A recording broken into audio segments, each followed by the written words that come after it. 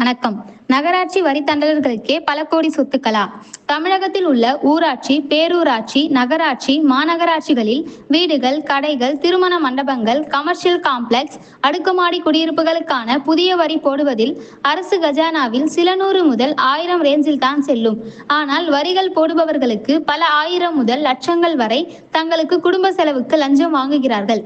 அந்த அடிப்படையில் திருவேற்காடு, அம்பத்தூர், மறைமலை நகர், ஓசூர் நகராட்சிகளில் பில் கலெக்டராக இருந்து பல கோடிகளை லஞ்சமாக வாங்கி 100 கோடிகளை குவித்துள்ள முத்துராஜின் ஆலோசனைப்படி செம்பாக்கம் நகராட்சியை கொள்ளையடித்து கடந்த 3 வருடமாக மறைமலை நகர் நகராட்சியில் வரித்தண்டலராக இருப்பவர் சுபலட்சுமி. இவர் வாங்கும் லஞ்ச பணத்தில் கணவர் மூலமாக ரூபாய் 15 கோடி மதிப்பீட்டில் 2 கம்பெனிகள் நடத்துகிறார்.